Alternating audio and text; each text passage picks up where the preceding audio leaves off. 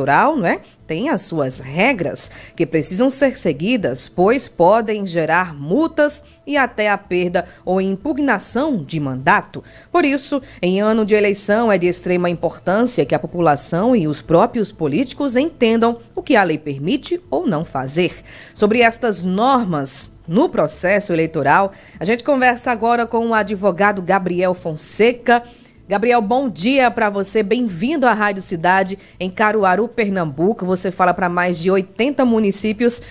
Neste momento, o que é permitido para os pré-candidatos, Gabriel? Muito bom dia, primeiramente dizer que é uma satisfação enorme estar aqui conversando com vocês. Bom, e esse assunto é de extrema importância, não só para os pré-candidatos, mas também para os eleitores, para fiscalizarem, para ficarem de olho em tudo que está acontecendo.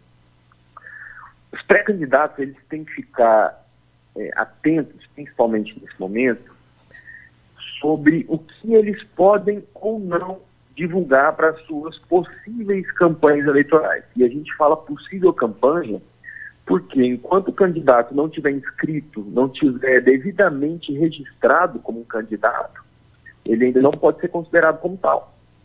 Então, até esse momento, o principal fato que ele não pode fazer é pedir voto. Esse ato, ele configura como propaganda antecipada. E ele é um crime que, se for cometido, pode ter pena de 1 a 3 anos.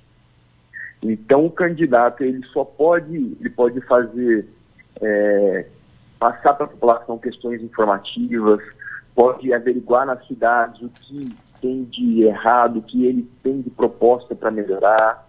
Ele pode fazer todo tipo de questão informativa, no intuito também de ajudar a população.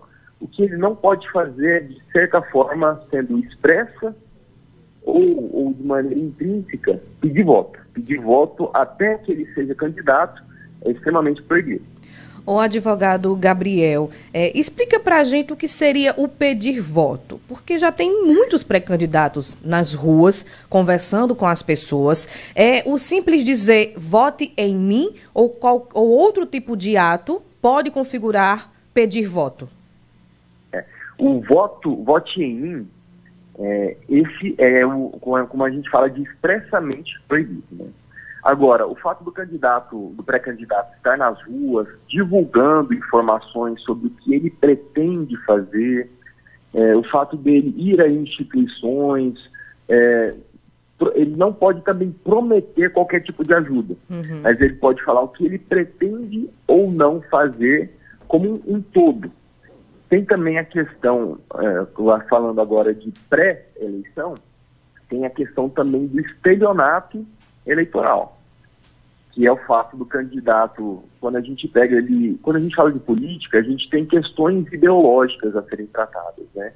Então não pode o candidato fazer uma propaganda eleitoral falando de uma certa ideologia, estando de um lado ideológico, fazendo toda a propaganda para angariar eleitores desse lado, e quando ele passar a ser um político, ele ter ações, ter procedimentos completamente contrários àquele viés ideológico que ele prometeu, que ele se amparou.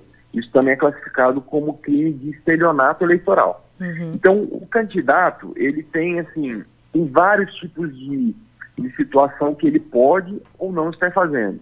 Mas nesse âmbito de pré-eleição, a gente fala que o principal é que ele não peça esse voto expresso, mas também ele tem essa liberdade de estar atuando de maneira mais aberta, de maneira mais informativa para a população. Ô Gabriel, e se alguém perceber, não é, que esse pré-candidato está prometendo, pedindo voto, como é que ele faz para poder denunciar, por exemplo, e quais seriam os tipos de prova, né, para poder denunciar esse pré-candidato? Certo. Hoje, a produção de prova, ela está muito ampla, porque a tecnologia, ela possibilita isso. Então, qualquer tipo de áudio, vídeo, principalmente porque todo cidadão, todo eleitor, anda com seu aparelho celular hoje. Então, qualquer tipo de vídeo, qualquer tipo de foto que ele tiver, algum áudio, alguma testemunha que tenha visto com ele, qualquer ação ilegal do pré-candidato, ele pode estar indo na Polícia Civil ou no Ministério Público Estadual. Tem cidades, tem municípios que possuem a delegacia especializada eleitoral. Então, se existe na sua cidade essa delegacia especializada, ele pode ir diretamente até ela. Se não existir, ele pode ir na primeira delegacia civil que ele tiver conhecimento para perguntar como proceder. Ou então, na seção eleitoral mais próxima dele. Porque lá eles têm também a obrigação de informar, aqui você pode ir no Ministério Público Eleitoral, aqui você pode ir naquela Polícia Civil para fazer a denúncia. Então, qualquer tipo de local nesse sentido que o eleitor tiver acesso, ele pode estar indo, que eles vão passar as devidas informações. Isso varia de município para município. E até porque, não é, Gabriel, tem alguns pré-candidatos e candidatos que, sem querer querendo, não é, formulam as próprias provas contra si nas redes sociais, né? Deixam escapar ali.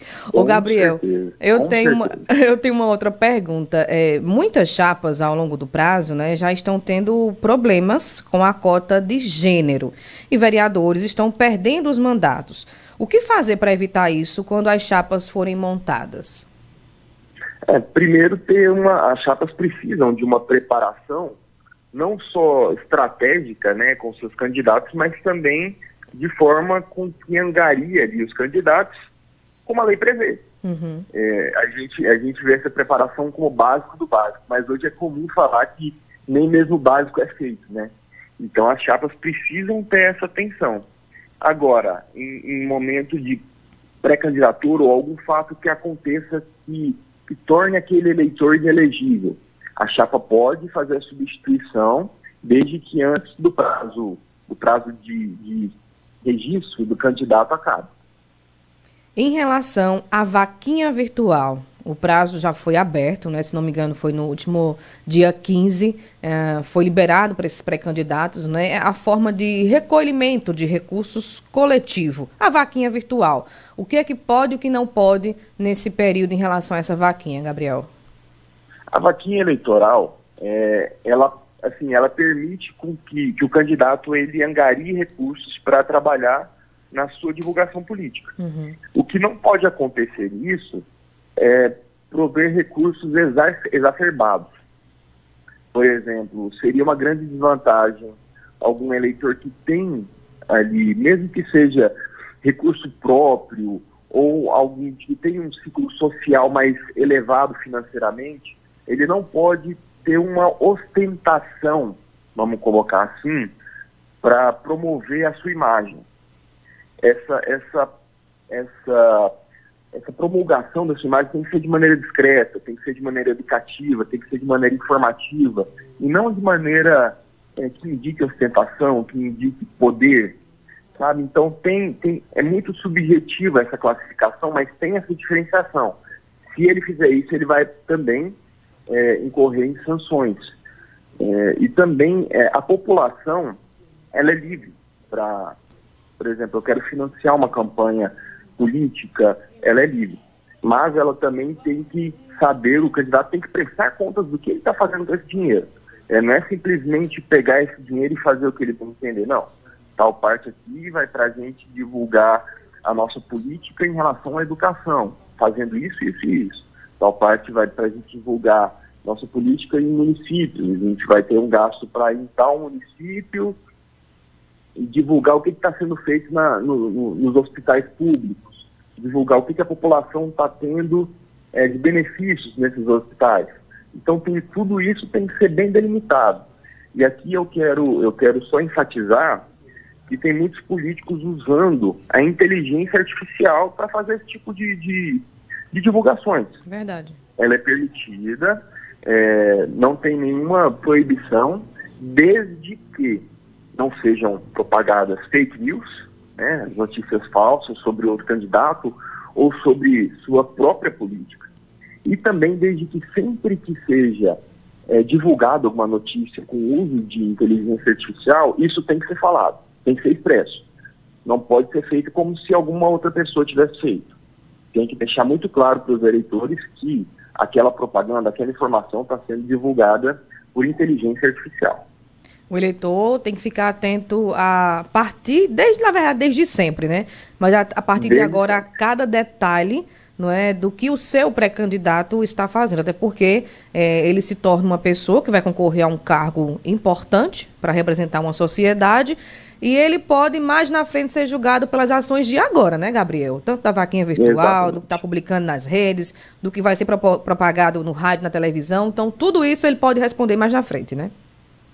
Exatamente. E tem também, até me esqueci de falar sobre essa questão do eleitor ficar atento. O próprio TSE, ele propõe para a população um aplicativo que se chama Pardal. Esse aplicativo, ele é unicamente para fazer denúncias, para falar de coisas que políticos estão fazendo que o eleitor entende como irregular. Tem muito político que a gente sabe que essa questão política é um jogo, né? Às vezes tem um político que vai e tenta prejudicar outro, e tem muito político que faz isso, usa eleitores, usa pessoas próximas para tentar prejudicar outros políticos. E esse pardal, ele é bem assim, avançado e tudo fica identificado. Quem faz a denúncia, por quê, o que está acontecendo. Então, qualquer tipo de tentativa também de prejudicar outro concorrente, outro político, também vai ser punida. Perfeito. Gabriel Fonseca, advogado, conversando um pouquinho com a gente sobre as regras nesse processo eleitoral. Muito obrigada, viu, pelo bate-papo, pelas informações. Até uma próxima oportunidade. Eu que agradeço, um abraço a todos vocês. Fico muito agradecido de ter participado. A gente volta a te convidar mais na frente um pouquinho, até porque esse processo está apenas começando, né? Eu conversei com o Gabriel Fonseca, ele que é advogado, tem muitas regras já válidas, viu, gente, para esse processo eleitoral, as eleições, primeiro turno em 6 de outubro, então fiquem atentos, sempre, eleitor, fique atento, o seu voto vale muito. 7h24, uma pausa.